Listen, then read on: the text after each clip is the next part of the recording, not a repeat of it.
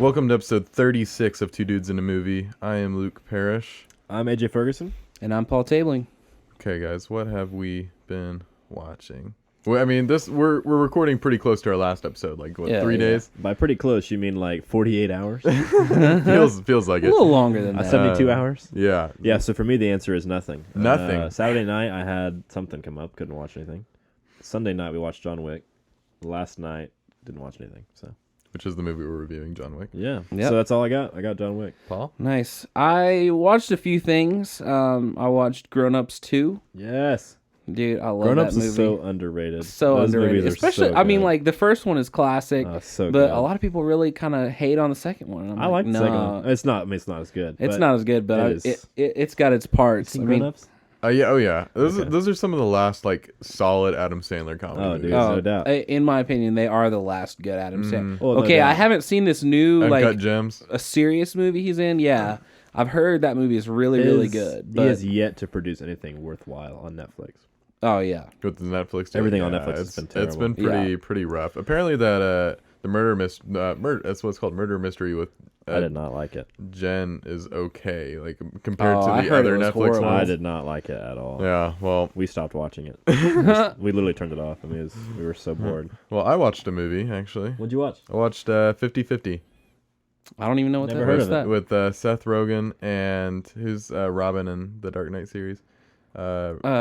Joseph Gordon-Levitt. Joseph Yeah. Gordon-Levitt. I was about to say Robert Downey Jr. Another one of, like, the three name people. Yeah. But the with star Joseph of Looper. Yeah, with Joseph Gordon-Levitt, and he's like an active guy, and he comes down with a cancer on his spine, and it's all about him going through this process, how it affects him and his family, his friends, how his friends deal with it, how it deals with him and his relationships, and it was a good movie. Like I liked it. It had a few Nice. slow spots. I think that just kind of comes with the territory of the movie. But Yeah, it was yeah. pretty good. Danielle was balling at the end, so Nice. Okay. yeah. But Interesting. I recommend everyone see it. It was a little less than 2 hours, I think. But no, it's a very solid movie. Did you buy it? No, it was on Netflix. 50-50, huh? Yeah, 50-50, and I'll add it to my watch list, which is like 3 million Forever items. long. 3 million movies. Literally, Saying- every time I get on Netflix, I add something to my list, and I don't even watch anything. I just get on there to add things to my list, and I get off. That's funny. saying It's long. saying you're adding something to your watch list is like, I might watch it. I'll get, Right, yeah. I'll get to it eventually. Get to it 5 years from now. If it Yeah. survives the purge that I Right. Right. Every delete. once in a while. That's the other thing. You get on and you're like, okay, I want to watch something. And then you go through your list and you're like, oh, I don't really want to watch that. So delete. Don't really want to watch that. Dude, so my rule is whenever I get on there and I have more than 40 items, I delete one item from every row. I force myself to delete one thing. Wow. So I'm just like, That's intense. yeah. And then you write it down on a notebook, right? Like come back to your later list. Well, then I have a list on Amazon Prime, and then I have Yep. a list on Disney Plus, and I'm just like, this is stupid. Like literally, I'm never gonna watch all this junk. Oh, yeah. But did you watch anything else? So I did watch something else that Janik, for whatever reason, was like, I want to watch like a documentary. I just Yeah. want to find like a good... Yeah. And on Disney Plus, it's a National Geographic thing. They have like this nice. series, and the title is always Drain the and then something else. Swamp. So what they did is like the first one we watched was Drain the Titanic, and they have these drone rover things that go underwater and scan like all around The Titanic. the Titanic and like even further out, like few miles out, and they just like do all these passes and they scan it digitally where they can literally, with computers and all this that is way over my head, Yeah. they can literally make the water disappear, where they can just like look Wow. at Wow. the ship and even like the how it like landed and like the drag marks and the dirt and everything. And I'm just like, this is the craziest thing. I'm definitely watching that. That sounds like right up my alley. It was Wow. it was pretty interesting. She's watched all of them now. I've watched a couple with her. What are some other ones? There was that one. There was Drain the Great Lakes. She watched that one. I didn't watch that one because I was doing something else. Another one was Drain the like Lost Pirate City, and it's all about Port Royal That's in so Kingston. There was one about Alcatraz, which Alcatraz is an island, so it's mainly draining the San Francisco Bay. Yeah. Because they're trying to like figure out how the few dudes that escaped Alcatraz, if they actually survived or whatever. Seems like there's a couple more, but I can't remember what they are. But That's cool. they were pretty interesting. Isn't it eerie to think there's a giant ship sitting on the bottom of the ocean, Dude, just like chilling there? there's tons of them. Oh, no, it's like it's freaky Hundreds to of think them. about. Yeah. I mean, specifically like the Titanic. Oh yeah. Yeah. But yeah, I mean, like the Alcatraz one, yeah, there was a bunch of them that they were like, oh yeah, and here's this random little ship that's like right under the Golden Gate Bridge, and you're just like, wait, what? And they show you it. Yeah, Man, that's cool. I like that. It was pretty cool. I recommend it. I'm definitely watching it. Have y'all watched the Aaron Hernandez thing on Netflix? No.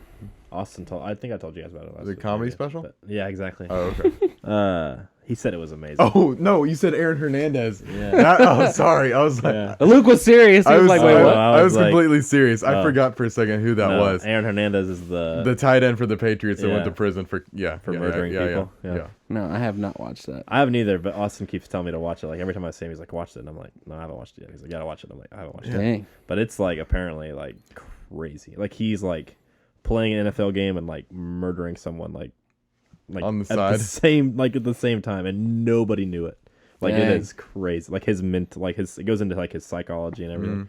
It's crazy. I heard it was good. It just, I've heard it's awesome. it didn't take off like the other ones have. Like Yeah, I feel no, it like has. the Fire Festival stuff. Mm-hmm. Oh, Like, yeah. it's like like I said, I heard it's good. It's just Yeah. I don't hear about it like at work. I don't hear about it like Have at y'all home. have y'all ever watched a movie called The Road with Viggo Mortensen? Is that the one where he's in a trailer at some point? Nah, I don't know. No. Okay.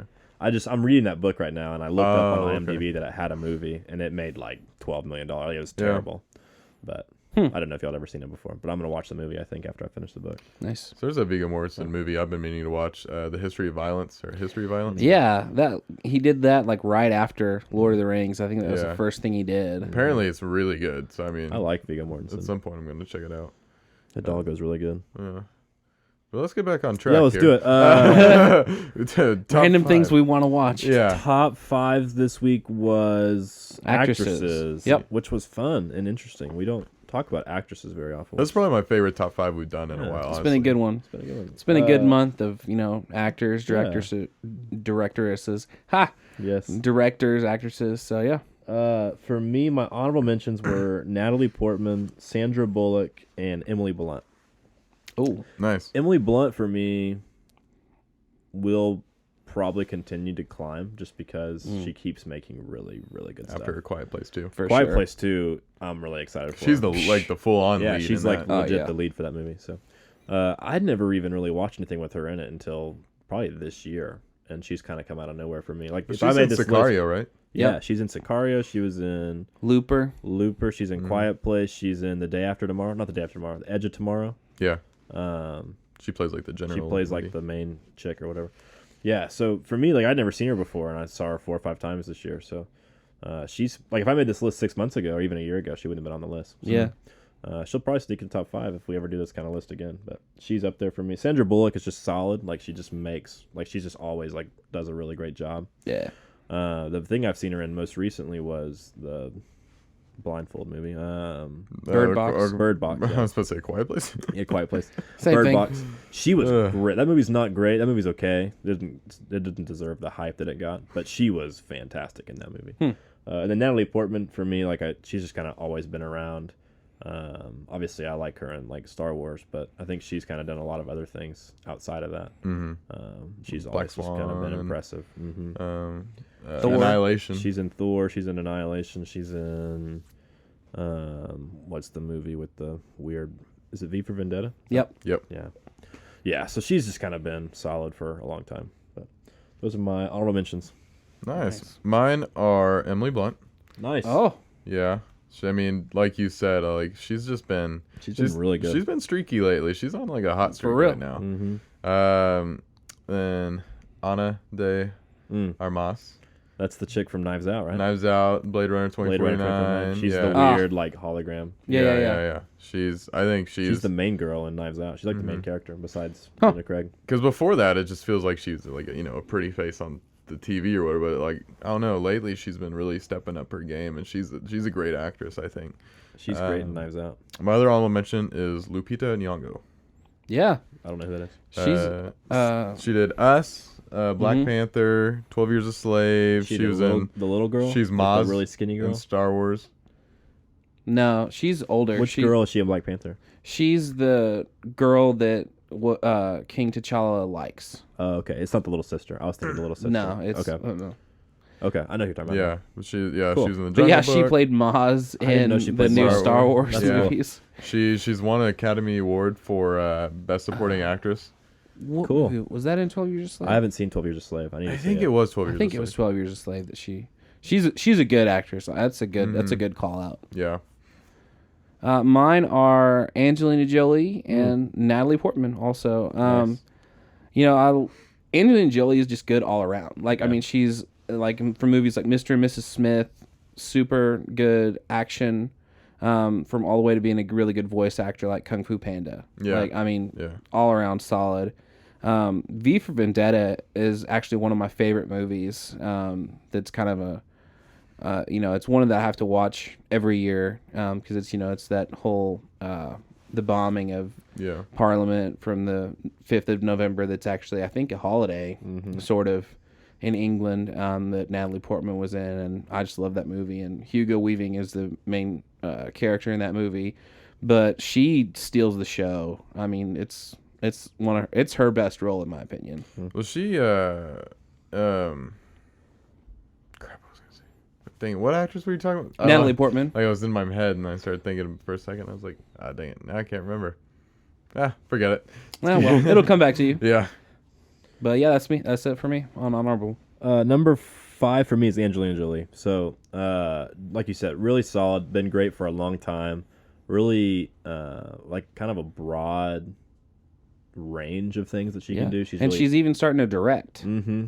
Yeah, I know she directed the Unbroken movie. Yeah. That was a really, really good movie. But she can be funny. She can be really cool and suave. She can be like a good guy. She can be a bad guy. She can be funny. She's just like so good at so many things, and she's been in so many good movies. Oh yeah. She's kind of like, I don't know, like a Tom Hanks actress in the sense of like she's been around for so long and been in so many good movies. Yeah. That's just like hard not to include her on a list like this. Right. In That's the my new number 5. going to be in the new Eternals movie for Marvel. Yeah. Yeah. Yeah. Very Yeah. solid. My number 5 is Natalie Portman. I think we've Nice. Dang. we've all now had her on That's our Yeah. really list. funny that we all included her. And I think I put her on my list just because of her range, really, because Yeah, maybe. she plays those dramatic roles very well. Yeah. And that's thinking to Annihilation and like movies like Black Swan and stuff. And I mean, even as a child actor, I think she did okay in the Star Wars movies. And then Yeah. this isn't a movie, but have you guys ever seen her on like Saturday Night Live doing those like raps and stuff? Oh no. She's Like, pretty funny. I think her range is very good, and that's what's helped her out in all of her roles. We can all agree that her and Ewan McGregor like single-handedly carry the prequel trilogy. I'll give it Samuel, more. Samuel Jackson. He really carries it. Yeah, But no, I think Hayden I think Christensen, she's a guys. she's a big highlight to that prequel trilogy. Yeah, Like well- she's a well, she did bright spot. Jackie. Was it last year, 2 years ago? Yeah, never she saw played that one. Jackie Kennedy. Jackie Kennedy. I didn't see that movie either, never but saw it. I heard she did a great job. Yeah. Yeah. Number 5. 4. Your number 5 was Oh, my number 5. Sorry, is Kate Blanchett. Oh yeah. She's great. She again. Galadriel. Yeah, Lord of the Rings. She was in the last Indiana Jones movie. Oh yeah, bad guy. She was in Robin Hood with, Russell Crowe. Russell Crowe, and then another really lesser known movie that I really enjoy of hers is called The Missing, and it's a Western like era movie with Tommy Lee Jones, and her daughter gets kidnapped, and she and Tommy Lee Jones go on like this trail to find her, and it's a really, really good movie. And it's just, she just kind of breaks because I think her husband's dead or something or other, and her daughter's all that she has left. And Yeah. these random group of, I forget what, like, because they try to do like, again, it's like Indian spiritual, like spell almost like witchcraft type stuff, but it's a weird movie, and I know I'm not doing it justice, but her acting in that movie was she's stellar. She's pretty great. I will not lie, and you guys will see that a little bit later in my list. Oh, nice. Uh-oh. Dun, dun, Dun, dun. dun, dun. Number 4 for me is Keira Knightley. Nice. Ooh. I love Keira Knightley. I think part of this is because I was like in love with her whenever I was like 10, like 10 and 12 years Watching old. the Pirates of the Caribbean Dude, like movies. she was my celebrity yeah. crush for so long. And then obviously she's a great actress. I think recently she's been in The Imitation Game. Have you guys ever seen that? Yeah. She was great in that movie. She was good in in that movie. Everest, which I really love Everest. Yeah, Everest is great. And then she was in, there's one more, son of a gun. I forgot what it was, but I'm on IMDb. Anyway, those are the two most recent things that she's been in that I really enjoyed. She was in the Pride and Prejudice movie. Has she been anything more recent than that? Yeah, she's been in things more recent than that. I just haven't seen them. Let me see. Oh, okay. Colette. I feel like she hasn't done The a whole lot Nutcracker, recently. Official Secrets, Berlin, I Love You, The Aftermath. I never Yeah, heard of any of that stuff. yeah. But yeah, so for me, the two most recent things that I've seen her in are Imitation Game and Everest. But and honestly, the number one reason she's on my list is for Pirates of the Caribbean. Nice. She's really good in those movies. Oh, for sure. Definitely. My number four is Scarlett Johansson. Very nice. Nice. And I mean, I was kind of going based off this last year she had, because she's had a stellar year. Oh, yeah. Like she was in Avengers Endgame. Yeah. She had two great performances. Jojo Rabbit, she's awesome. I think she's up for Best Supporting Actress. Yeah, she's in up that. for... And then she's up for Best Actress in Marriage Story. So, I mean, if she's in both categories for two different movies. I kind of hope she wins, because I think that probably would be the first time that's ever happened. That'd be nuts. Like, yeah, that would be crazy. Another movie I really love with her in it is, she's not even in it. Her voice is her. Oh, I mean, yeah. I think that takes a lot of, that's a lot of skill to be able to play just a voice. Well, it's voice acting basically, but you're doing it with live actors and stuff. When you're the one of the main characters in a story and you're just a voice and the other person's a person, I don't know. That to me that takes a lot of skill to be able to do that. And to show like the emotion and everything that she does through just doing that. Yeah, I agree. No, I mean, so she's been great. And then she was in one of your favorite movies, The Prestige. So. Mm-hmm. Very true. To me, like you said earlier, I think for her, the Marriage Story is kind of her best performance recently, I think, for me personally at least. Yeah. She was so good in that movie. Did a great job. Number 4 is Emily Blunt. Nice. Dude, yeah. I agree. The only movie that you guys didn't mention that I really enjoy her in, other than A Quiet Place for sure, because I freaking love that movie, was a movie called The Adjustment Bureau with Matt Damon. And I just really like, that movie is super interesting to begin with. But I mean, I feel like that's one of her best roles, alongside Matt Damon, and it's where they're meant to be together, but for whatever reason, like destiny is trying to pull them apart and everything like that. It's a really weird, like, action / love story movie. Yeah. Because they keep running into each other just through fate, but they know they're supposed to be together, and it's... I think Anthony Mackie's in that movie, too. Really? I think it was one of his first movies. I like Anthony Mackie a lot. But she's a phenomenal actress, kind of like you guys said already. John Krasinski is a lucky man. He very much so. Yep, to be married to like such a baller like that. Jeez. Keira Knightley was also in the old King Arthur movie. That's That's true. what I was thinking. I Mm. couldn't think of what. Yeah. I can't think of that guy's name. That dude is a nobody. Like the most recent one? No. Like the really old like one. the old video game that we used to Yeah, play. I think it's from like 2005 It's old. or something or Yeah. other. It's a great video game. I remember It was actually a pretty good It's video It's game. a great game. Okay, my number 3 is Anne Hathaway. Yeah. Okay. For the Princess Diaries, right? Yeah, Princess Diaries is actually a really good movie. But she's great in Les Mis, The Dark Knight Rises, Interstellar, Get Smart. Come on. I love her. Yeah. Get Smart's a great movie. Dude, that have you movie seen is a Get good. Smart? I've seen I Get love Smart. Get That is a Get good Smart's movie, funny. man. I love Get Smart. Because Rock's in that, right? Yep. Yeah. The Rock is in that movie. I haven't seen that movie in a But bit.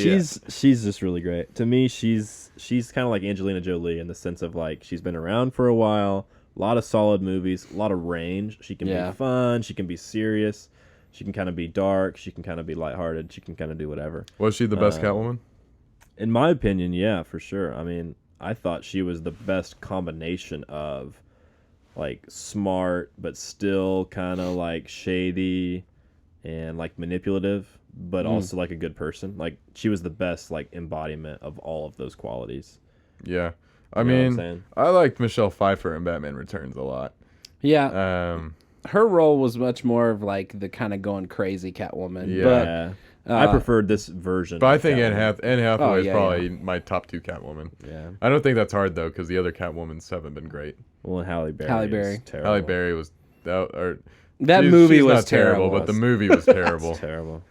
Yeah, no. So for me, she's by far the best version of that. Yeah. And then I mean, she benefits from being in Christopher Nolan movies. So. Well, yeah. Who doesn't benefit? I'm from surprised being in all of Christopher your Nolan movies? top actresses haven't been in Chris Nolan movies. But yeah, Man, she's my number 3. Speaking of Chris Nolan movies, I watched a YouTube video today about how he directs and like writes his movies and stuff, and it is very interesting. Like, It's crazy. You guys might have to check it out. I'll show Yeah. you guys afterwards. I probably real? watched him. Yeah. Probably. But you should send me the link anyway. Yeah, I'll send you the link anyways. My number 3, right, Yes. Yep. is Marion Cotillard. I don't know who that is. So she was in Inception. She was. She's that creepy chick. The French girl? Yeah. Yeah, she's French. an Allied. Okay. Yeah, she also has an Academy Award. She's an Allied. Yeah, and Allied. Have she's, you seen Allied? She was in Inception, too. Yeah. Yeah, in Dark Knight Rises. Yeah. She plays Al Ghul's daughter. Yeah. Dude, Allied is like really underrated. I liked That is Allied a lot. great That's movie. one of my- I've heard it's good. Well, Brad- it's got it's Brad Pitt. Pitt. It is I need to really- watch it. really I feel good. like because Danielle and I went and saw She's that great. in She's Dallas, and we went to the theater to see it. I was like, oh, let's go see Allied, and so we got there, and we were like the only people in the Dude, theater. It was really. I really enjoyed the movie a lot. I did too, no doubt. It's a World War II movie, right? Yeah, And they're like both spies. They're Yeah. both Yeah, yeah. spies. I've seen the And they- trailer, they but I fall in haven't love. watched it. Yeah, it was good, but no, she's great. Allied's my favorite movie that she's been in. Nice. Yeah, she's great. She's in Midnight in Paris too, though, in Wilson movie, which I enjoy. You talk about the movie a lot. I've never seen it. I haven't either. No, It's the one where he goes back in time. Yeah, it's Yeah. a little bit of time travel. But I recommend that one as well. Yeah, she's a great actress. I didn't even know her name. But no, I she's, didn't either. I've it's weird because I was looking at Letterboxd earlier because it shows you like how many because in Letterboxd you select all the films you've seen, and then like I went and looked her up on Letterboxd to see what movies she's been in. The ones that like I haven't seen. I've only seen apparently like 4% of her movies she's been in a bunch. Dang. Wow. Yeah. So Hey, those 3 movies you just listed are all really good, and she is very good in all of them. So Yep. awesome. Number 3. My number 3 is Charlize Theron. Oh, nice. First movie I saw her in was Italian Job, She's great. Italian Job. but she's in Mad Max. She's in Hancock with Will Smith. Yeah. She plays one of my favorite like mini side characters in Arrested Development. She is. Is she in that new movie? Sorry, is she in the new movie Bombshell too? She's in Bombshell. She's in that new. Yeah. Yeah, I have not seen that. That's apparently I was pretty going to good. ask you that. I've heard that's good. But Arrested Development. She plays a character that the main. Oh my gosh, I didn't know you liked Arrested Development. oh, that show is so funny, man. I didn't know you liked it. I I wouldn't have pegged you for an Arrested Development guy. don't know. It's That's funny that you like. Have you seen it? I never watched it. I've never. But gotten into it. who's the main actor in the show? I've never seen it. Is it the old guy?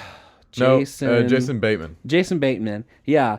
And Jason Bateman like runs into her in like a bar or like a coffee shop or something or other, and he immediately falls in love with her. And she's in like 4-episode run. But like her acting in that is just so amazing to me because she ends up playing a girl with special needs. But it's like very, very mild, so you subtle. don't notice it. But Like Asperger's or after something? after the fact, you're like, holy crap, she's been playing the fire out of this. Yeah. Wow. But I mean, she's even in a movie that I've actually never seen, but again, it shows her range. Was Monster, where I think she won an Academy Award for it and was played a guy. She did. I've never seen it, but I mean, just super range. No, she's had a lot lately. She did that basically the female version of John Wick. Not Atomic last Blonde. year. Yeah, Atomic Blonde. Yeah. I haven't watched it, but I've heard it. Dude, so many things that are happening right now that I'm just like, I want to watch that, but it just falls through the cracks. Yeah, no, I hate it too. It's like, and you're like, all right, whenever I have a day to just sit and watch this, I'm like, I have all these other things to watch. Yeah, it's frustrating. But yeah, I did want to watch that because she's apparently like the female version of John Wick. Yeah. My number 2 is Scarlett Johansson. Nice. She's great, man. She's just been so good for honestly, like you said, this burst right now. But man, she's been good for a long time. She's she's really good at Black Widow too. Like in Endgame, you really get some straight up Black Widow in that movie for a little bit when she's kind of like the head of the Avengers Tower, and she has that scene where she starts crying and everything. Yeah, she's great. She's a great actress. I think The Prestige, she's great. All the Marvel movies, she's great. Marriage Story, she's great. There was something else. You haven't seen Jojo Rabbit, so you can't. I haven't seen Jojo Rabbit. But there was something else I was gonna say, but anyway, yeah, you guys have already talked about her, but she's one of those people who's kind of climbed up the list. Also, relatively recently, wouldn't have put her up that high. Mm-hmm. She'd have been on the list probably, but not that high. But man, Marriage Story, she was so good. So. Yeah, for real. Number 2. My number 2 is Emma Stone. Nice. I love Emma Stone. She's really great. So I mean, I think she won the award for Best Actress. I think for La La Land. Mm-hmm. Okay. Was that 3 years ago? Which La La Land's a cool movie. Right. She was in the award-winning The Favorite. The Amazing Spider-Man. The Amazing Spider-Man. I love her in those movies. It's weird dude. because this is one of She's the so actresses good. on my list. I feel like I've followed through her entire career. Yeah. She was in Zombieland, Spider-Man movie. She was in Superbad. She was in The Help, The Interview. The Interview. Easy A. Oh my god. Easy A. She was in Gangster Squad. She was in Gangster Squad. The Rocker. She's been around, dude. Yeah. So who else is in Gangster Squad? Because that's the movie I was trying to think of 2 weeks ago that has Josh Brolin and Ryan Gosling. Yeah, Ryan Gosling. That's who we were talking. That was the movie I was trying to think of for my. Wow. Yeah. Holy crap! She was my follow up to Keira Knightley. Yeah. Whenever I got over Keira Knightley, I don't know what years the Amazing Spider-Man movies came out, but whenever those came out, Emma Stone was my follow-up. But check this out though. Dude, She's in La La Land, which is a musical. Oh my gosh, Gwen Stacy. Dude, that whole scene of him going to the tomb over and over and over, and it's just different. The changing of the seasons. Oh my days. gosh, dagger to my 18-year-old. That was, which unfortunately that was the best part of the second movie. Dude. That second movie is terrible, but that 15-minute montage right there, however long that thing is, gets me in the feels. It was because it was like she hits her head on the ground. Yep. From that point on, I was like, what? For some reason, dude, it was horrible. The way that death is the whip to the ground got me more than a gory death in another movie. Oh yeah, because I mean it's like he was that close. Oh dude, you'd rather be completely missed than be that close. You know what I mean? So sad. When he oh my gosh. And then he goes back, like I said, to the oh my gosh. That's such a good death, dude. So the way they did it, brutal. That movie is not good.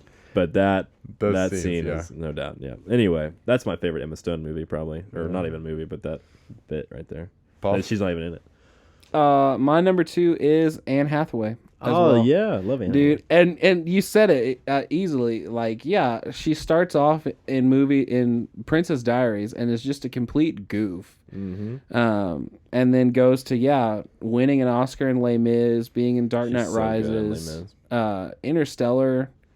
Super great range. Mm-hmm. There was one more movie. Oh, she's in a movie. Get Smart. I'm just kidding. The Intern with that's right with De Niro, right? With Robert De Niro, and that's one of the best roles I think of her that I've seen anyway. That's a very solid movie. It's a great movie because I mean it's you connect with it a little bit for De Niro's character, but she's really the one that kind of brought it home for me of she's the big exec who has no life, and then this old dude comes along and is like, you got to enjoy life, kid. Right. And it just, so good. Yeah. So good. It's a good movie. Never heard of it. Good feel good movie. Number one? Yeah. What do you got there, AJ? Want to guess? Daisy Ridley. Dang. Who else is in the Chris Nolan movie? No, I'm just kidding. We've already gone through all the actresses. All right. Daisy Ridley. Is it really Daisy Wow. Ridley? Why? It is. Why? Like I'm not like surprised why. I'm just Yeah. like curious. Literally. Because of Star Wars? Yeah, literally, yeah. Like, Wow. she, for me, right now, if I was going to make a movie, I would want her to be my movie. Dang. Like, she blew me away. Like, every single time. Ray's a very good character. Episode 7 came out, and I was like, man, they went with this chick route, which was totally, like, stupid for me to think that was just, like, a dumb decision. But I was skeptical, and then she blew me away. And then episode 8, I was like, there's no way she can follow that up. And she did. And then episode 9, I was like, she's not going to be able to do this and, like, sustain this.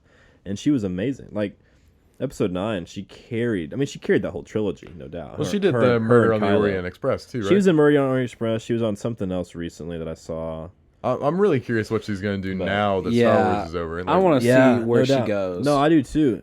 For me, man, right now, her and Scarlett Johansson both are number 1 and 2 for me, and it's because of what they've done recently. Well, so nice. It's 100% recency bias. Yeah. Don't hear me say that she's the best actress of all time, because that's not what this list is. At least not for me personally. It's not. It might be for you guys. These are personal lists. Yeah. This is for me. This is who I want in my movie, who I want to go see, who's done a great job recently, and for me, it's Daisy Ridley. I mean, she literally.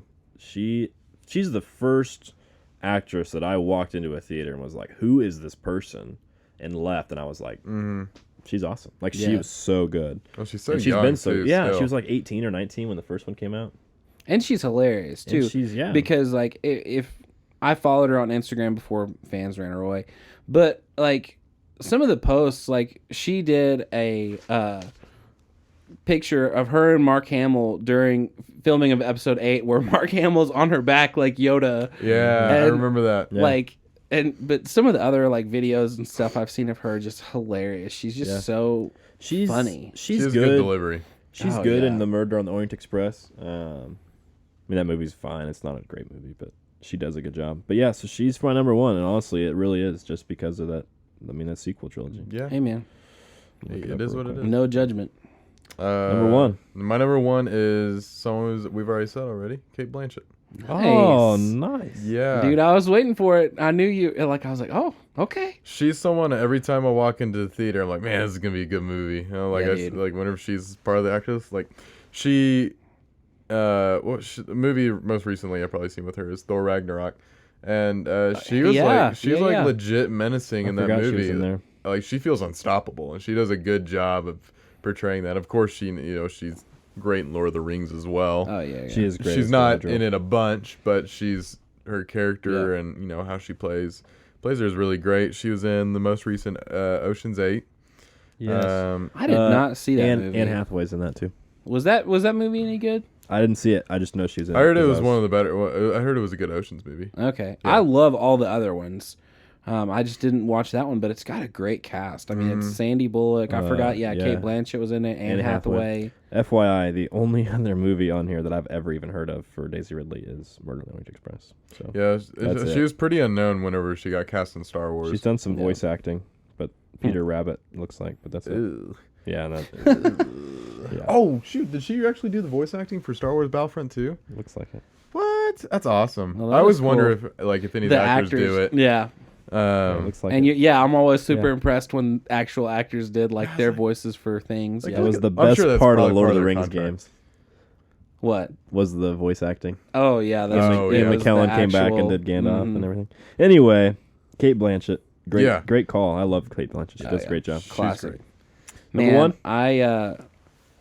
One last thing about Cate Blanchett, and then the only thing that bugged me from Thor Ragnarok is seeing like the after like behind the scenes, and I'm just like, oh man, is that how she really like? Because she's got like because of her hair is like all CGI or whatever. Yeah. And I'm just like, oh, okay. Yeah, no doubt. Anyway, sorry, that was a weird. Yeah, she's weird looking. weird side note with all that like blue dots and stuff on her Right. face. I was like, oh, For the tracking and everything. yeah. Yeah. Anyway, my number one is actually Reese Witherspoon. Wow. Oh, okay. Wild, right? Wild. 50 First Dates? No, that was Drew Barrymore. Yeah, you're right. You're right. She was in... Anyway, go ahead. Sorry. Most recently she's done is The Morning Show. Oh, yeah. Dude, she Yeah. did so good in that show. Her and Jennifer Aniston both. But I mean, other movies. I mean, she's obviously one of the first movies was that I saw was Legally Blonde. Yeah. Hilarious. But she's also been in other movies that I really enjoy, like Walk the Line. That's the Johnny Cash movie. Oh, she was in Mud. Joaquin Phoenix? Yeah, she is in Mud with know that Matthew Matthew McConaughey. Okay. That's a weird movie. Hot Pursuit is another one. I love her because she can do the really serious stuff like The Morning Show, but also is hilarious. Yeah. Like Hot Pursuit, she's a cop, and Sofia Vergara is like a witness to a crime. And it is one of the most hilarious movies I've seen in a long time. It's very underrated, but because Reese Witherspoon is just this very like follow the rules cop, and Sofia Vergara is the same character from everything she's ever been in, from Modern Family and everything like that. But another one that I really enjoy was This Means War, and it's Tom Hardy and Chris Pine are like these secret agents. Yeah, I remember that. And they both try to date her at the same time, kind of. But it's just... I remember that being advertised, like seeing the trailers and stuff for that. She's, I feel like, a very underrated actress, but very, very solid all around. Yeah. And it may be a recency thing, too, because I just finished The Morning Show. Yeah. But, man, she is just super, super solid, in my opinion. Yeah, recency bias for me is like a huge part of this podcast because like I end up talking about the people and the whatever that I've watched recently. That's just the way it works. Yeah. But, yeah, I mean, that morning show apparently is really, really Man, good. it's so good because I mean she's I liked Jennifer Aniston's character, but Reese Witherspoon's character was so much better for me because she's like this, the morning show is kind of like the Today Show in this show. Right. And Reese Witherspoon is like this very much, she works for some little TV station in like West Virginia and is on some viral video where she's like kind of blows up at this guy because she actually cares. Right. She actually is a journalist who wants to be a good journalist, not just be like some fluff, oh, we're going to be all happy and all very fake, where she wants to be like, no, we need to be genuine. Right. Dude, it's such a good show. That's awesome. Nice. Well, those are I think Good- those are pretty solid lists all Good around. list, man. For sure. Good stuff. Yeah. A lot of names kind of floating around. Right?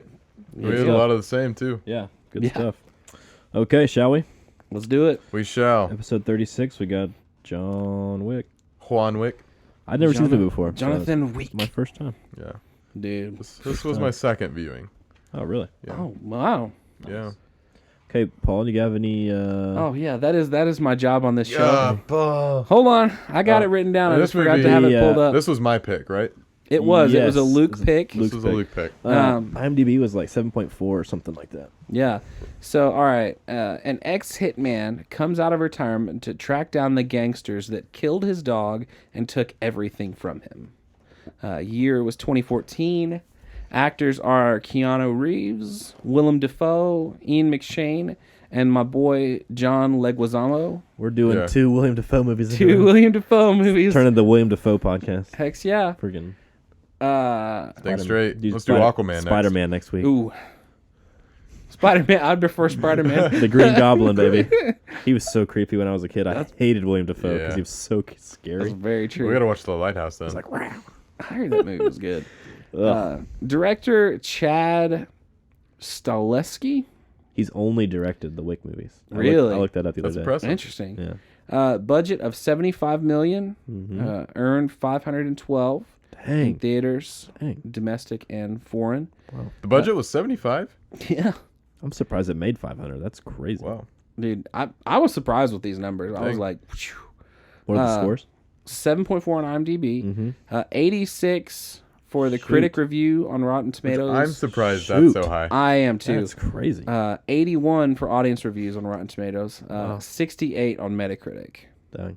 Metacritic's That's just not too surprising. That's brutal. But yeah, That's crazy if Good. the audience score is lower than the... I don't like that I know. description they put on there. it's a little rough. I mean, It's not great. I Took wouldn't. everything from him. I think it's a little bit more than that. It's like they took, killed the dog had more meaning than it's just his dog. Yeah. Oh, It was, very much the so. last, piece of that his wife left with him and all that. There's more meaning yeah. to it than what the description gives off, and that's For why real. Right. that's why this movie gets made fun of so much. Or like, Yeah. oh, don't kill John Wick's dog; he'll come kill you, or like something like that. And I'm like, Yeah. no, Right. I mean, sure, at surface level, that might be what it is, but there's a little bit more Yeah. meaning behind why he did all that. Right. Oh, agreed. Agreed. Okay. Well, jump in. All right. Idea let's premise? Go.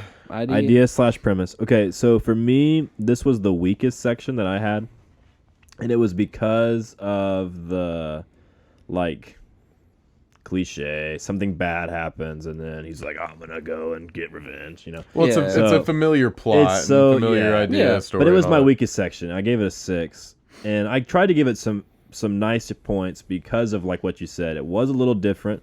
It's a little cliche, but it had a little twist there. With they killed the dog. They didn't kill his wife. They killed her dog. So that was a little bit different. They, obviously they didn't know what they were doing at the time, or else Yeah. they wouldn't have done that. So that was kind of an interesting twist also. So I tried to reward it a little bit, but for me, the 6 is about right in the sense of like, been there, done that, seen that before, a bunch Yeah. of times.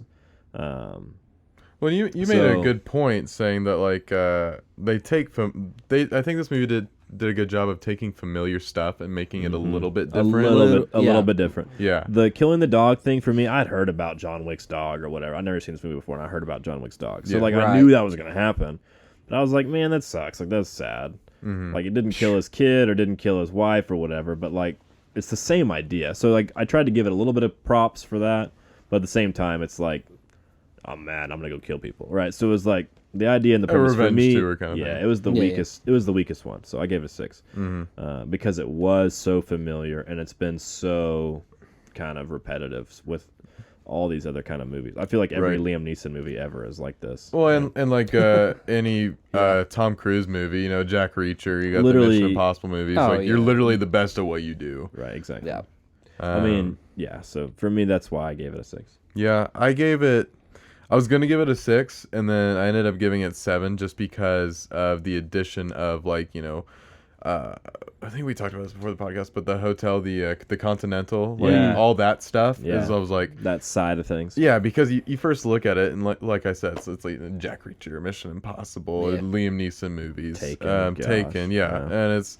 I mean, they add this like really interesting part. It's like as soon as they introduce all the, well, even when they start out with the cleaning service, like he says dinner party for Yeah. 12. Yeah, he calls the Yeah, it's like the body dinner pickup, reservation. Yeah, and like they use all these gold Yes. coins and stuff. the gold like, coins thing was awesome. It's the addition of all this extra stuff like that. Yeah. World the building. world building The that world they did building was that great. they did, It and was really so great, yeah. I think that's why I gave it a 7. Yeah.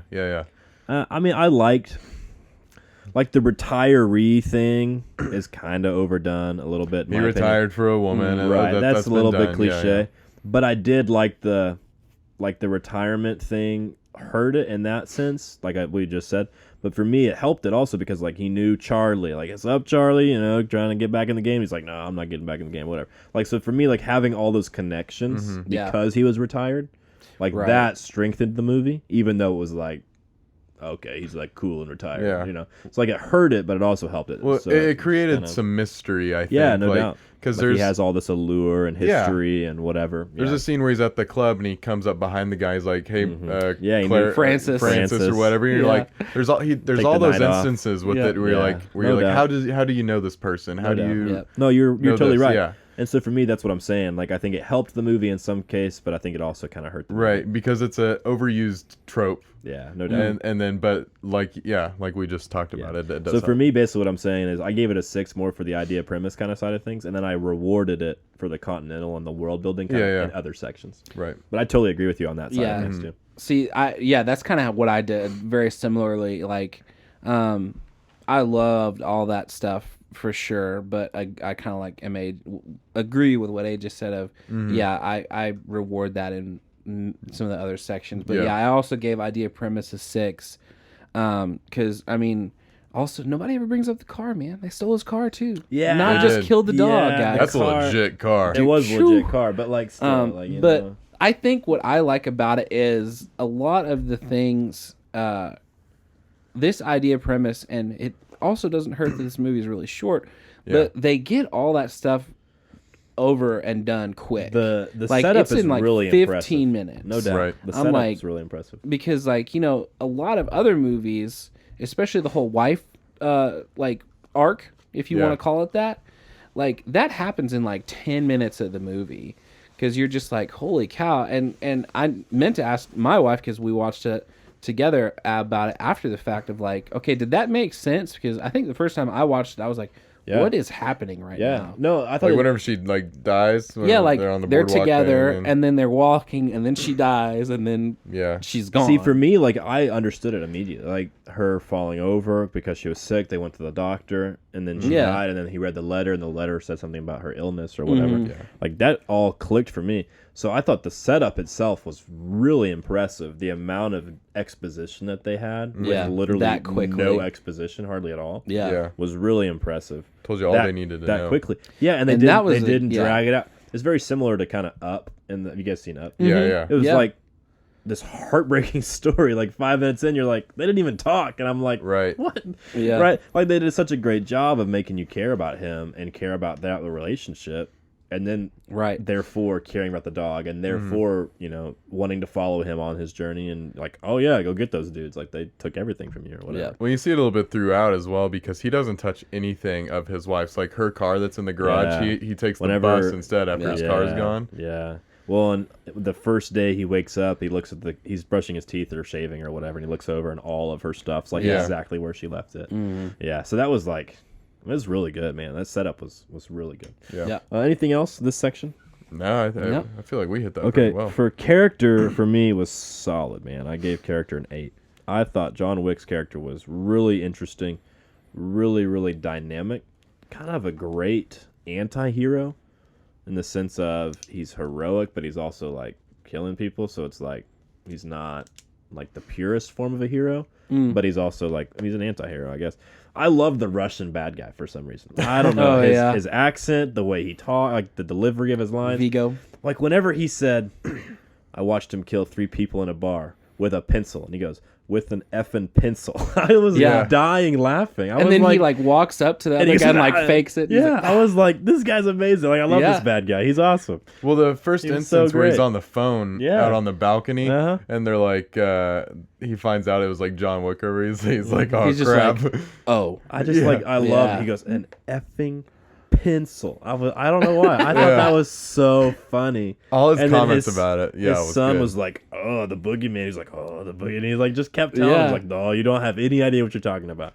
Like, I don't know. I love the bad guy. He was one of my favorite characters. It in the really movie. built up John Wick too, Oh, like all yeah, of his for real, comments no like that, doubt. because it got like I remember my first like viewing of this, like it got me excited to No see the doubt. rest of the movie because Yeah. they kept saying like the boogeyman. I was Yeah. like, they're like, this is the guy you send to kill the boogeyman. No doubt. Mhm. Yeah. I was like, oh shoot. So I gave the section an 8. For me, the biggest weakness in this section was the lack of kind of, I don't know if you want to call it development or growth. There wasn't a whole lot of that. I think that'd be my biggest complaint. I loved Ian McShane's character.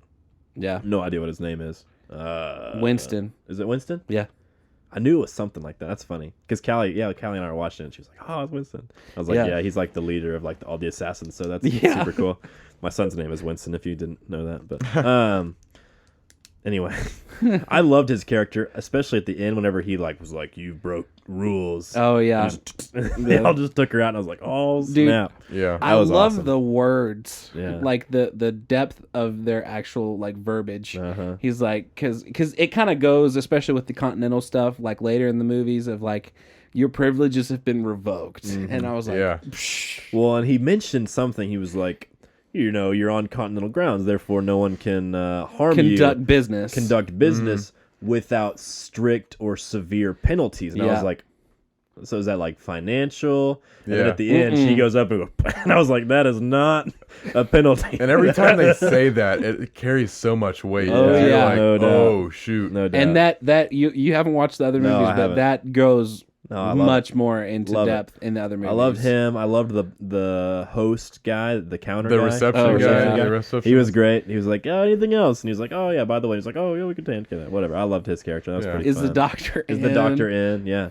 Is your how's your laundry? How's your It's laundry? not. No laundry is that good. No one's that good. The girl character was okay. She was. She was the whatever. girl assassin. Yeah, she was whatever. I mean, I don't think you're really supposed to like her. She but kind of fit the mold of like the plot, What they device needed. character. What about Defoe's character? I was gonna talk about Defoe's character. So, meh, basically.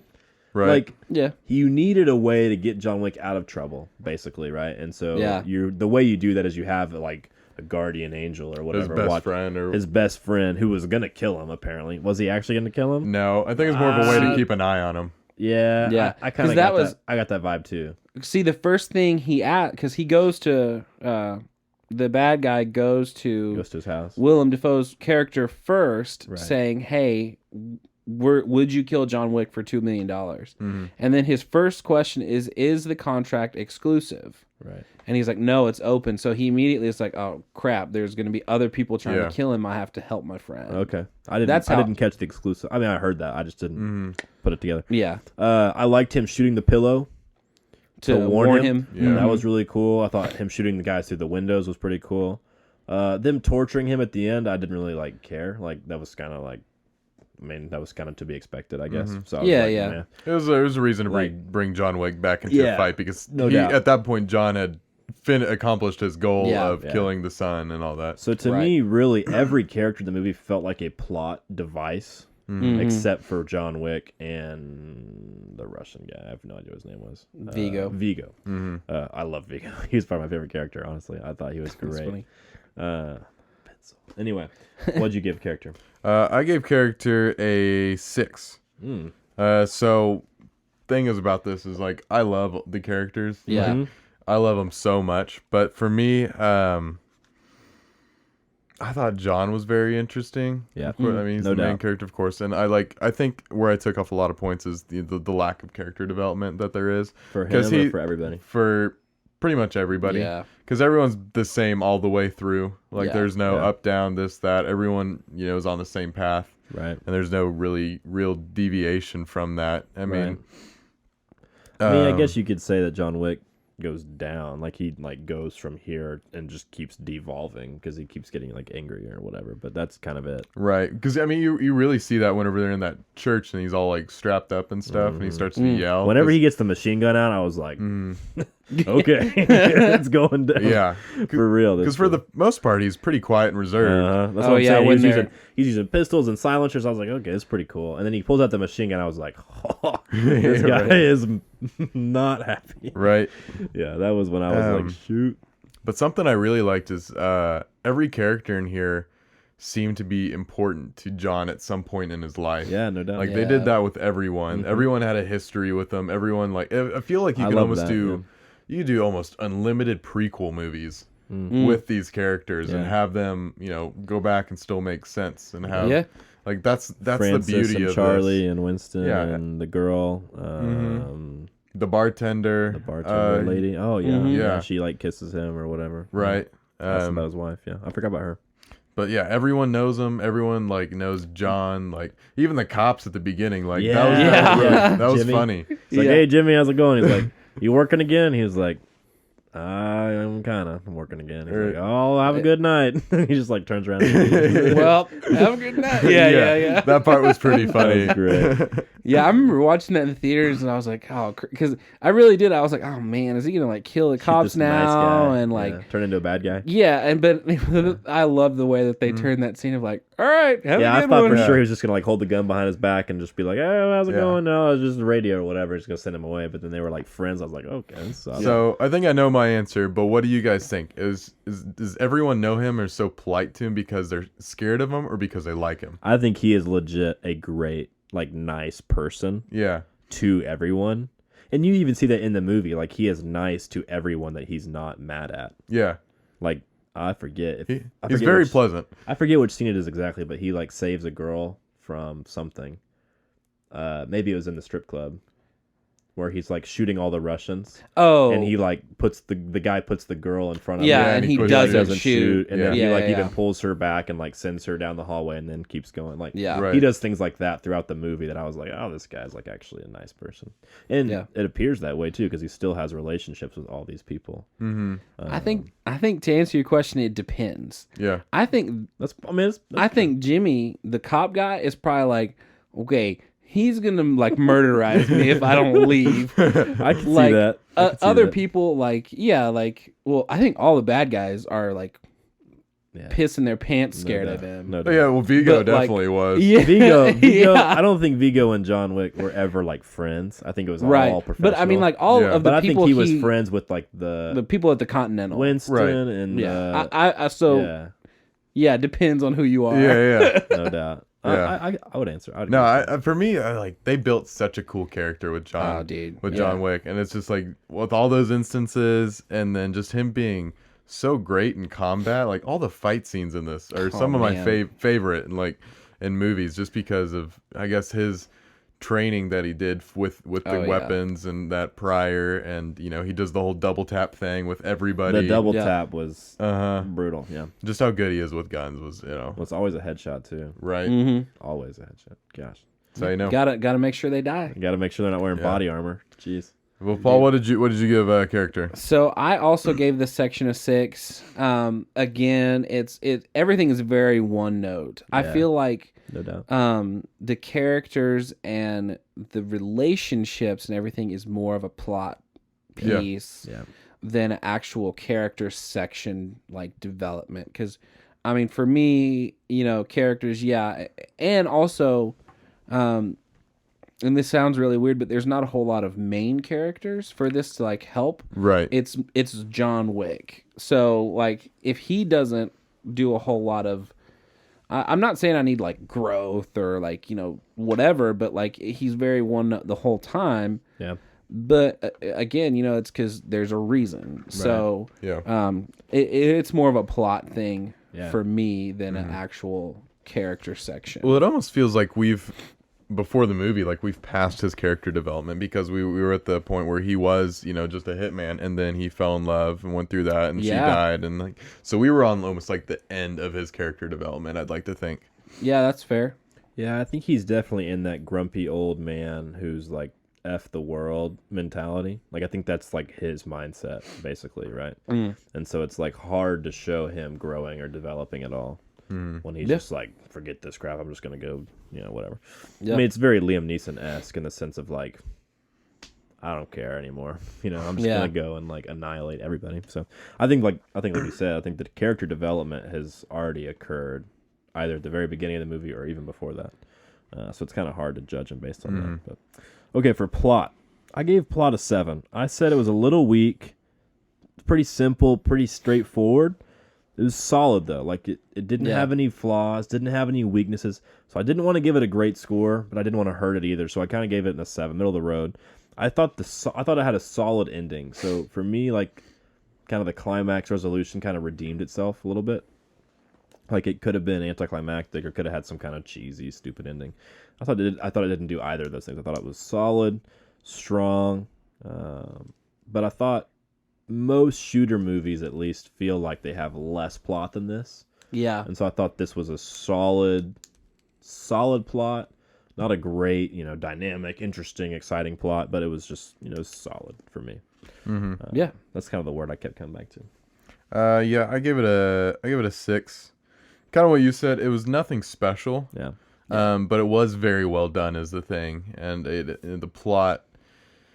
At first, like again, this is coming back to where all the instances of like, you know, his past life are kind of introduced with the body service that comes to his house, with the Continental, with all the Yeah. people he's meets. Yeah. The dinner reservation. The dinner man. reservation's yeah. great. Dude, and again, that goes back to like all of the terms and words and everything they use. I just love it. But- Yeah. So for me, the plot essentially was just him chasing that kid the whole time. It was a Right. big just revenge tour. Right. Just- And yeah. then Yeah. after he got the kid, which he killed him in like a very unceremonious way. It was which awesome. It was surprised like me. it was like no like Yeah. you killed my dog. No, I'm like, gonna kill you this, and then that- someone else shows up, and John starts fighting them again. Right. He takes care of business. Yeah, that surprised me. yeah. That surprised me. So that's kind of the plot until that point, which is, I don't know, an hour 15. And then after that, he basically is like done with the situation. Yeah. And then they kill Defoe. And then he's like, well, gotta Because go. they figure out he was helping, Right. which kind of feels like a natural plot movement in a way. Right. Right. Yeah. That's what I'm saying. Like, it makes sense that would happen. And then after that, basically the whole rest of the movie is him going after Vigo. Vigo, yeah. Yeah. So essentially that's the whole plot, is just kind of leading back to the big bad. Like there was never any point I felt like John wasn't in control. Mm-hmm. Like there wasn't a single moment I was like, oh no, like he's gonna die or whatever. When like, the guy threw him over the ledge and he fell to the that floor. was pretty jarring, I will admit. I was surprised. That was the moment. That was the first moment. I think the only moment in the movie I was like, oh, okay. Yeah. I thought he was like actually like gonna be in trouble for. Which it's good to show that stuff too, Yeah, no because doubt. he is still he's not superhuman or anything. He can Right. still get beat up. He can. He's not like Jet Li where he never gets hit in his karate That's one of the movies. things Right. I love about Batman in the Dark Knight series is you see all the bumps and the bruises, and in John Wick you see all the gashes and the whatever. Like you see all that. He's wearing a sling at one point. Yep. Gets stitches. Like I like that about his character, that he's not perfect. He's not inhuman. He's not just supernaturally gifted. He's just really good at his job. Yeah, he's very skilled. Yeah. Well, hey, you fight 1 against 40, you're gonna get hurt. Yeah. Right. That makes At a lot least of sense. a little bit. You have to get hurt, or else you're like, this is not even plausible anymore. Right. That's one of the reasons I didn't ever like the Tomb Raider movies very much. Was just because like Yeah. you know what I'm saying? Like she would like fight all these dudes and like walk away and be like, what's up? Nothing like- ever They happened. fight What are her you one talking person about? at a Yeah, I time. was like, Yeah. what are you talking about? Like that's so stupid. Yeah. But yeah, so for me, I thought that's a great point. I think as far as like really simple, but not like unsatisfactory. If that makes sense. For sure. Like you were pumped the whole time, I think, Yeah. with the fight scenes, with how he's yeah. built up in the movie, and his like legit reasons to be pissed. Like if my wife were to die and like her last thing that she ever gave me was this dog, and these people came in, beat me up, and killed the last thing or stole whatever the last thing was, like I'd be pretty pissed. Agreed. And the fact that it was a dog, I don't know why, but that made it like even more personal. It was a life. Right, exactly. Yeah. Exactly.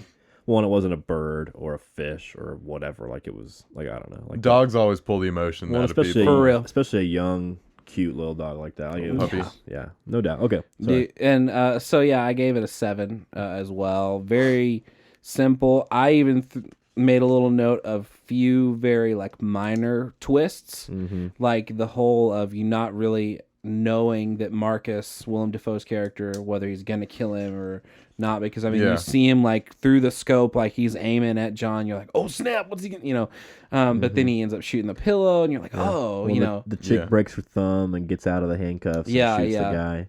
So I mean, few minor Couple little twists things. there to help kind of make it, keep you guessing a little bit there. Uh-huh.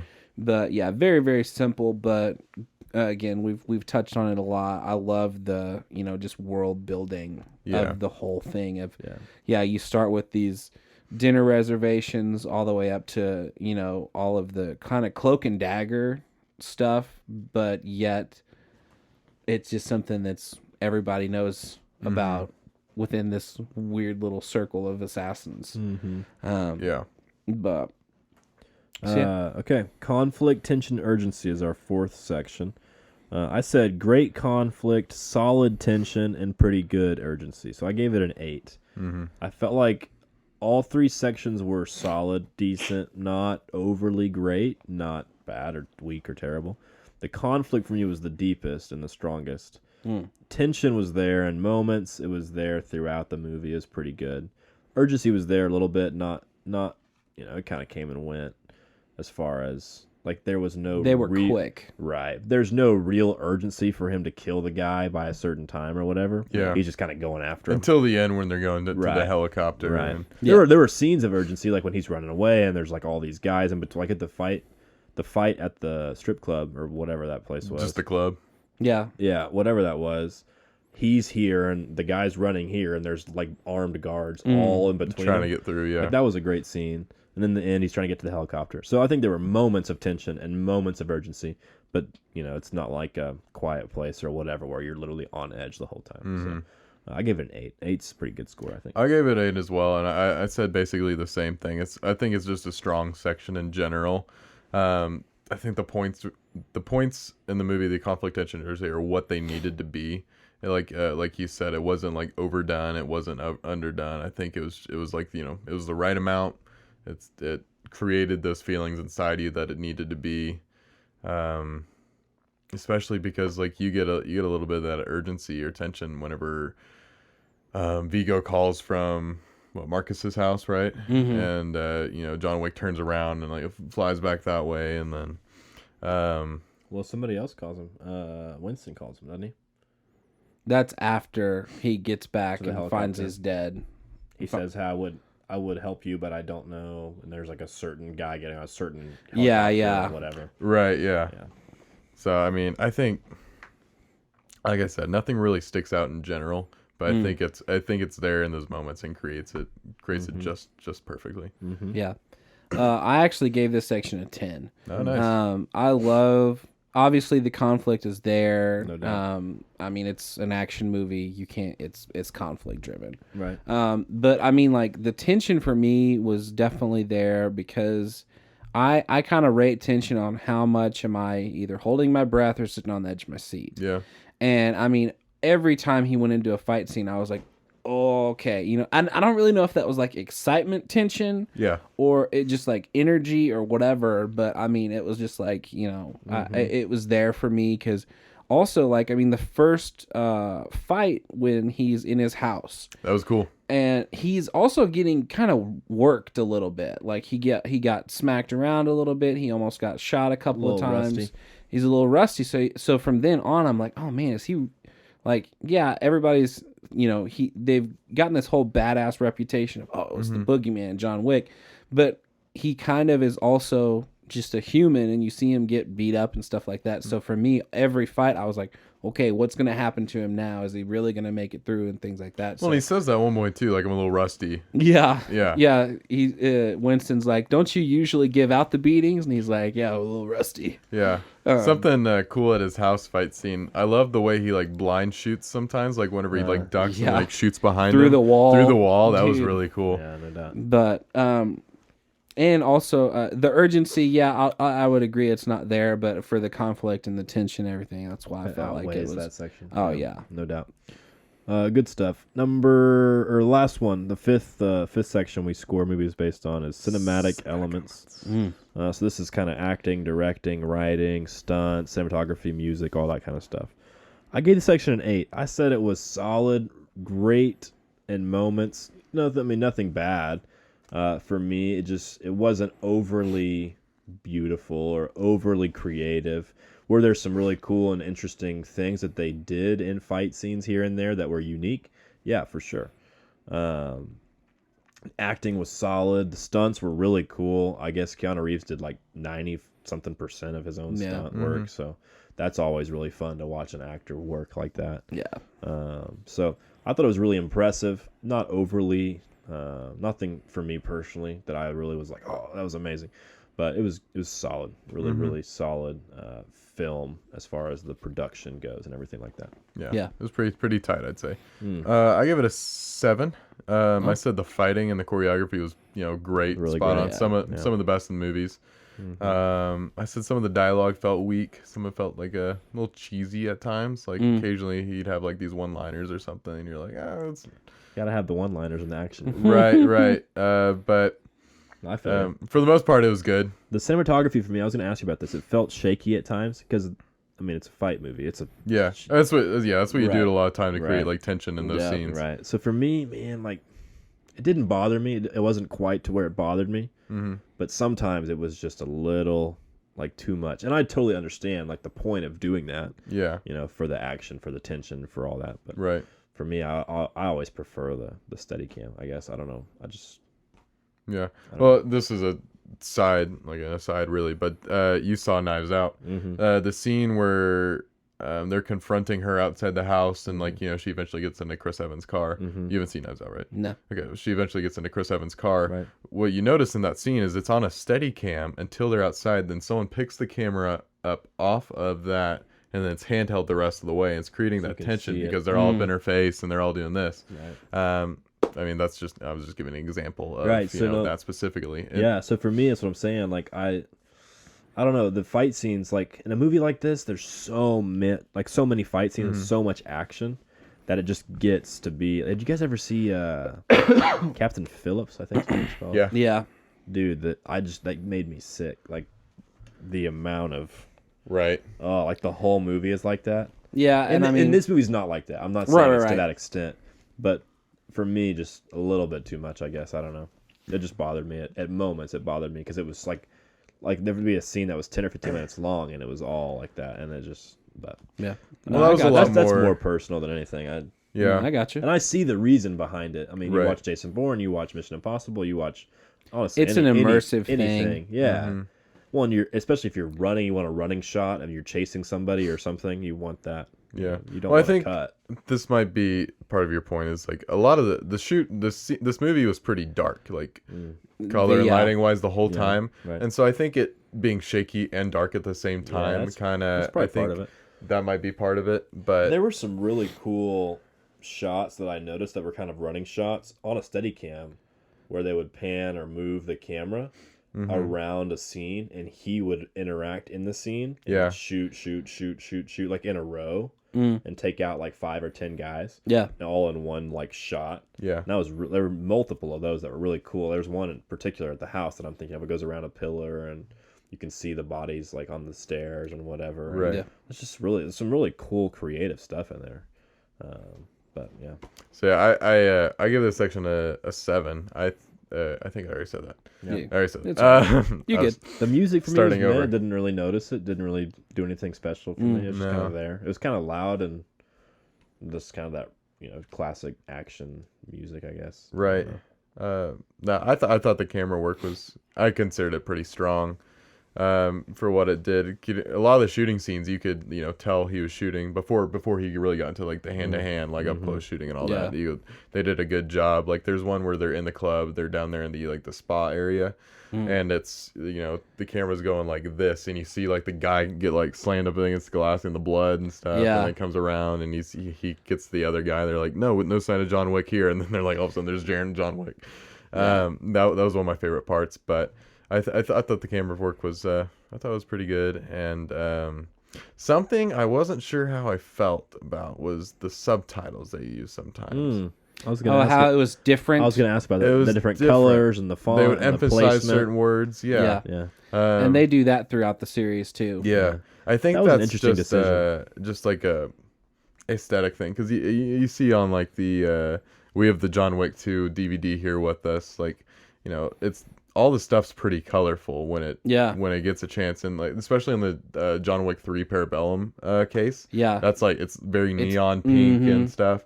So I think that's just part of the aesthetic of the world they've kind of built, is to have this color in there every once in a while. I think where they picked to do that, oddly enough, is the subtitles, which I think is a really good. And see, a lot of the things that you guys have mentioned are like, I think they're super super cool. Like like how they highlighted, especially like in this one, the boogeyman, right? And other things like that, and even one of the times that it's all an emphasis thing, because there's one time where right after Yosef escapes from the club and he's calling his friend who was one of the guys that robbed him, but John Wick has his phone. He's like, "Hey, where are you?" in Russian, and John responds, "Victor's dead," in English, but they still had the subtitles. And I was like, "What?" But I was like, I thought about it last night. I was like, it's a totally emphasis thing. He's, they're driving that point home of, "Oh, I've already killed one of your friends. I'm coming for you." Yeah. But yeah, I really scene from Tombstone when he's like, "Oh yeah, hell's coming." Yep. I was thinking of that scene.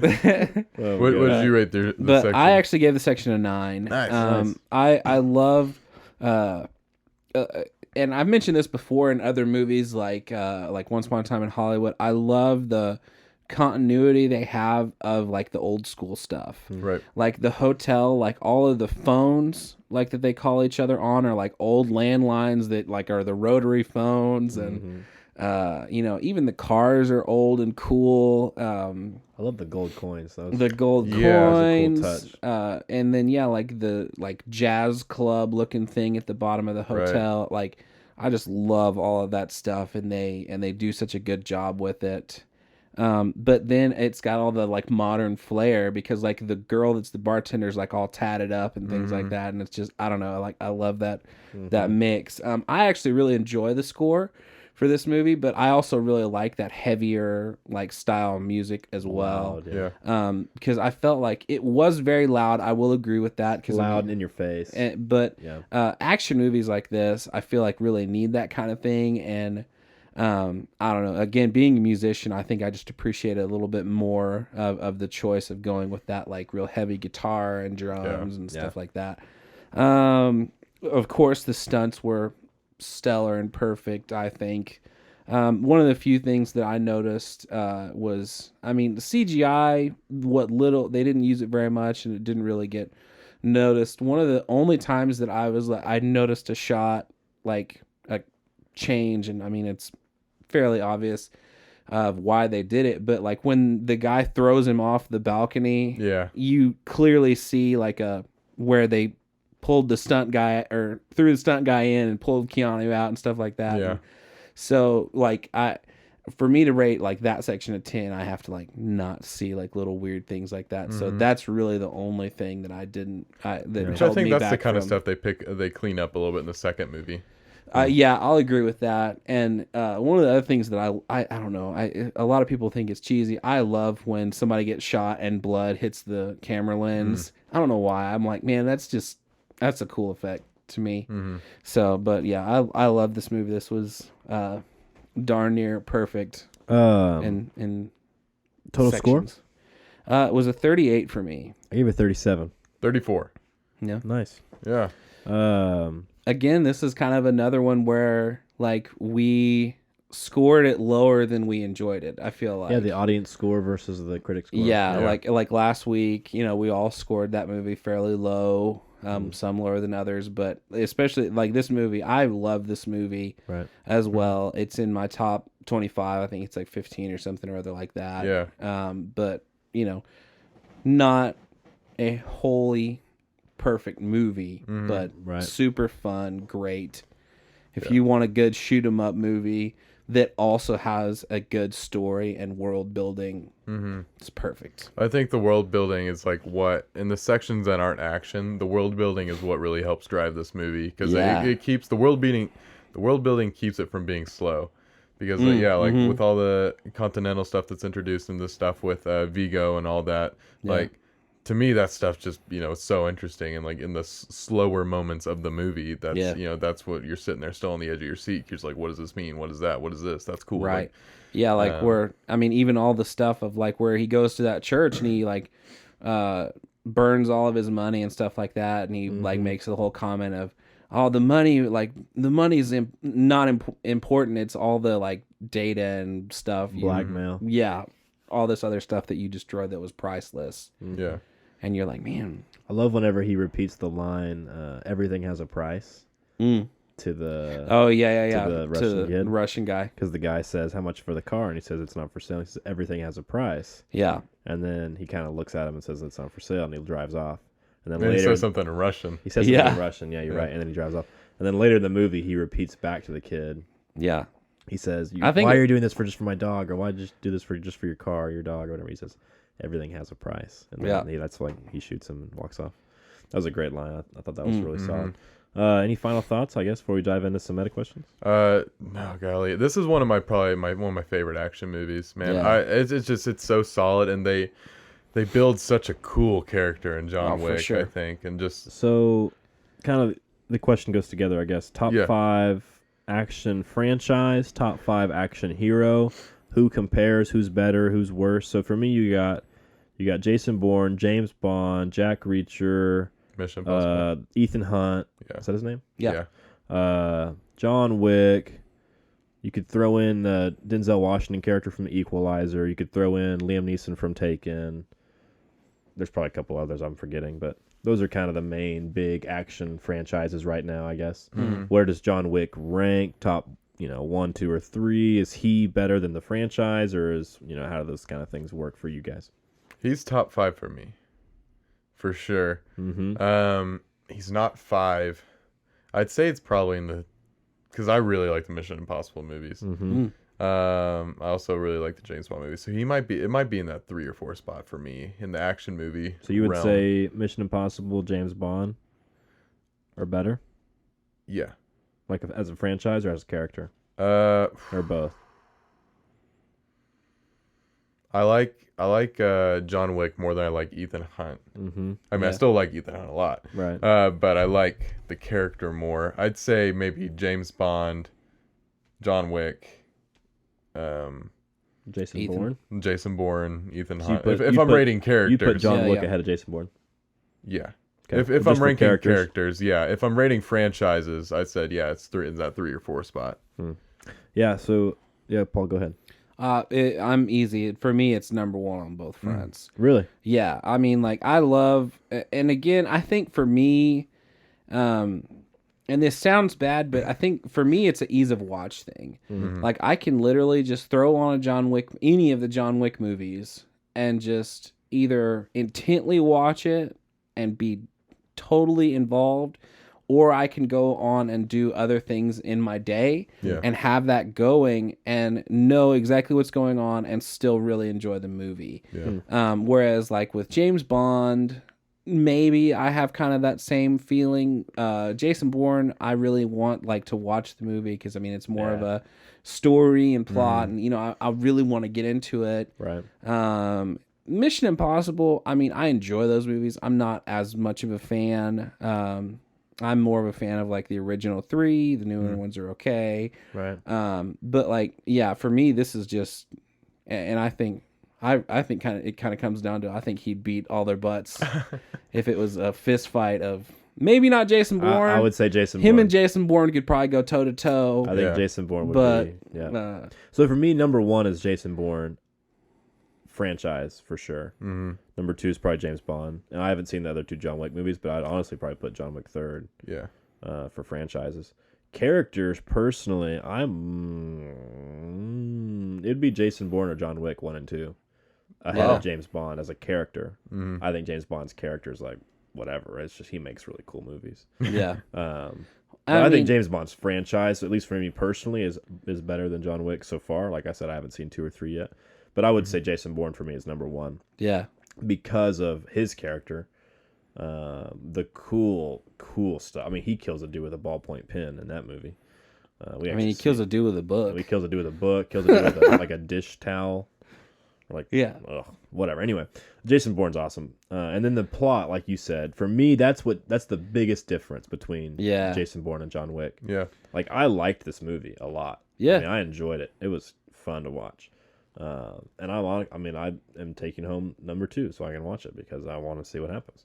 Yeah. But for me personally, man, Jason Bourne is just, those are better movies, at least so far, just because of that extra layer of plot and kind of development of the storyline and everything else. Yeah, I agree. I can agree with that. But yeah, so I think that's a great conversation to have. Is there's so many really popular action movies and action franchises right now that I think that's a fun conversation. John Wick's just kind of the most modern, I guess, right now, and then like because James Bond hadn't made a movie in a while, comes out in April. I think, but, yeah. And then Jason Bourne hadn't really been doing much since then, but yeah. Yeah. I don't know. Mission Impossible still coming out strong. Gosh, they Right. keep making That movies. last Mission Impossible movie was probably the best one Fallout. since 3 for me. Fallout was awesome Yeah. Really? Fallout was good. with Henry Cavill. Oh, I haven't seen any of the new ones. I need to watch Fallout. Okay, let's 'Cause see. you got Ghost Ghost Protocol, Protocol, Rogue Nation, Rogue Nation, and Fallout. and then Fallout. Fallout. Fallout's the best one. them. The he cocks his bicep. Oh, it's so cool. Skyfall the best James Bond? No, Really? it's the best Daniel Craig, Yeah. but it's not the best James Bond. I mean, You have to think about it. for me, the best James Bond, and this is just because it was the first one I ever watched, was Pierce Brosnan. So I really like the Goldeneye movie. That's probably my favorite one. But I mean, a lot of the Sean Connery ones are. Skyfall's the best one for Daniel Craig. Oh yeah, easily. You agree? Yeah, I like Skyfall. I like Skyfall a lot. Skyfall was great. That's Mendez, right? The guy who did 1917. Yeah. Okay, top 25 of all time. The single movie, John Wick. Yeah, I think it's like 15. It's between 15 and 20 for me on my list somewhere. Is it in your list? My John Wick might sit in the 25 to 20 range for me. I need to sit down and look at my list again. But yeah, I like the movie a lot. Okay, for me personally, it would not be, but it's definitely in that second tier for me. I think of own it, watch it every once in a while, kind of turn it into one of my franchises that I watch periodically. Yeah. It's not going to be top 25 for me personally, but I think that tier 2, I think it's a solid place for me. For sure. I didn't write this question down. I'm out of questions on my paper. I thought of one more though. Rank the John Wick movies for me. I haven't seen them yet. So, dang, that's tough because they all feel like equally good. on IMDb, guess what the score was for all three of them? Is it the same? They had the exact same score. They all had a 7.4. On Metacritic, this was the lowest one. Really? I think the other two were in the 70s. Wow. I'm gonna look up the Rotten Tomatoes for these. I like 2 a lot. 2 was mostly really because good. of the ending. The end, yeah. I don't know if I can. I'm gonna have to. It's not just a knee jerk. 1, 2, 3. You know. Well, so is number 1 the only one in your top 25? Yes. So for you personally, it sounds like number 1 is the best one. But I see my top 25, and I wasn't around for this, so I can dive into this. I wasn't on this episode. For me, I kind of lump franchises. Like, oh, you said that. Yeah. I don't have, like, I only have one Lord of the Rings movie. I only have one Star Wars movie. I kind of lump. I only have one Matrix movie. You know, things like that. So, man. I would still say it's the best. The first one is probably still the best for me. But as far as 1, 2, 3, what's the best? I don't know at the moment. I think 2's my favorite. I just looked up the Rotten Tomatoes for all this. The first one, like we said earlier, is at 86. Yeah. The second one's an 89, and the third one's a 90. So it just keeps getting better. It's climbing. Yeah, Dude. it's crazy. And I mean, honestly, I could get behind that. They get better every movie. And how often do you see that happen in a franchise where the movies just like go up? Oh yeah. Usually Batman. the second one takes a dip. Yeah. Batman. No. For me, the way it goes, The prequel trilogy. is for me the way it goes is it usually goes 3, 1, 2 with most trilogies. You're totally right. It's totally like right. I think of like Lord of the Rings. Totally right, yeah. Like 3, 1, 2. You know, that's kind of how they go. Episode the original Star Wars trilogy. I would agree is like that. Yeah. But see, I think Prequel trilogy is probably like that. It is legit like that. Hey, I think the Batman trilogy is like that. I'm just kidding. Number 2 is way better than number 1. But no, you're totally right. I And think another reason with this is because they're not done. Yeah. With well, not with Star Wars, but I mean, you know, like with Lord of the Rings, that's a good one for me. Is when the third one, that was the end. For So sure that the was like end. the climax. You know, that was Well, that's why when you're watching the third one. Yeah. You know that it's not the end. That's why the last movie of a series is almost always the best one because it's the one that has the most satisfaction and the most gratitude. It's like Endgame. Endgame, yeah. I mean, Endgame is like that, right? I mean, if they do a fourth one and that's the last one, then that's it probably is going to be the best or one. It'll feel like the best one. Yeah. Which is crazy to me. It's like, I don't know. It's that they keep getting better. I know. No, you're totally right. It to me, it's just like, especially with this one, you like this movie could stand alone. Mm-hmm. This first I one, thought it was going to. like it doesn't really totally could. need to feel like it. But when the second one came out, I was like, all right, I'm in. Let's go. They made $500 million, and they're like, let's do this again. Yeah, exactly. Well, and then their budget and money they made is duplicated every time. Yeah. The director and the screenwriter both. This is the only thing they've ever done.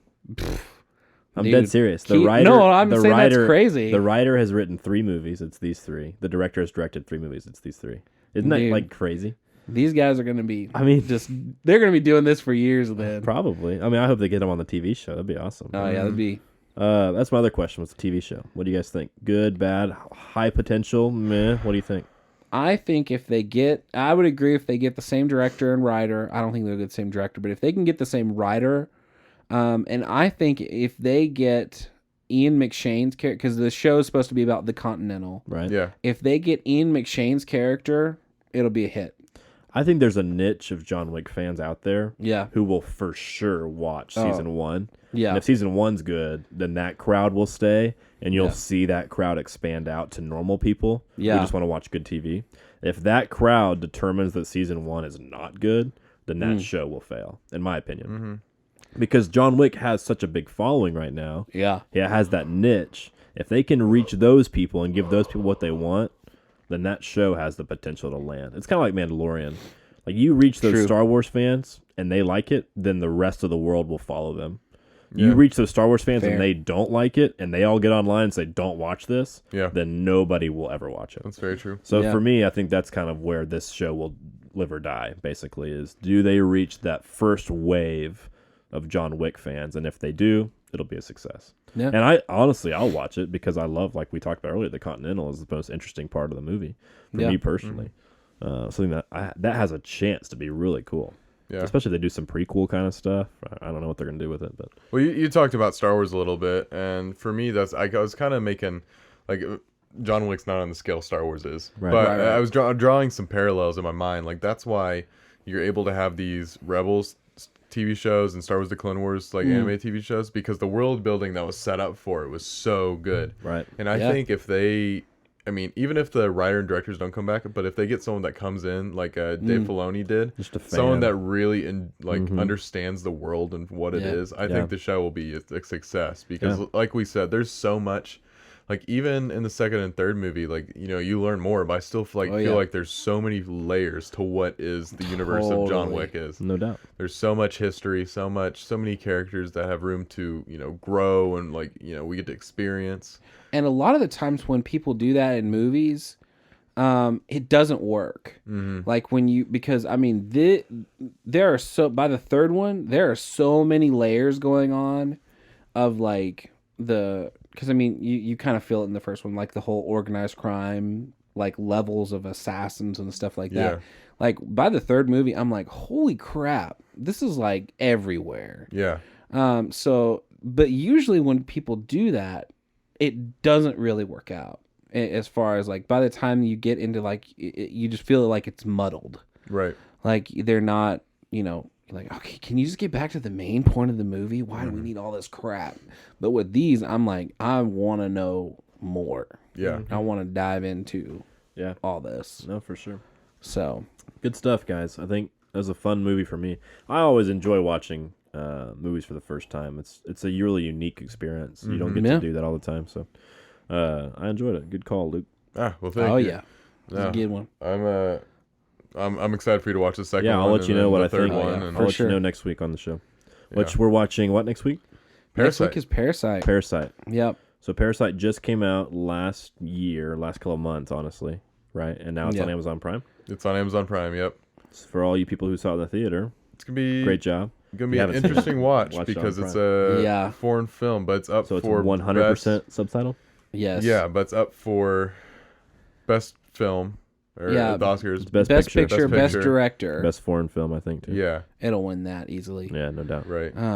But yeah, I know it's best picture and best director. I think a best original screenplay, maybe. Maybe. It's up. I it's don't up really- there. Yeah. I can say I don't really dive very deep other than Um, Well, this is our Picture, director, first foreign film, First- so I'm yeah. very. Yeah. I'm glad we're doing one, yeah. but I know this is my pick, but I'm very interested to see. Yeah. How it goes with all of us. Yeah, we're doing Yeah. 2 Luke picks in a I row. kind of agree. Thanks, straight boy. We did like 5 Luke picks in a row last year for some reason. I can't remember how that happened. We literally just was like, oh my god, it's good stuff. Though. Okay, that's it. Yeah, that's all I got. That's all you got, Paul. That's all I got. Nice. Well, we'll end it on that note. So, check out the newly released on digital or streaming services Parasite, and we will catch you guys next week for episode 37. 37. 37. All right. We'll see you then.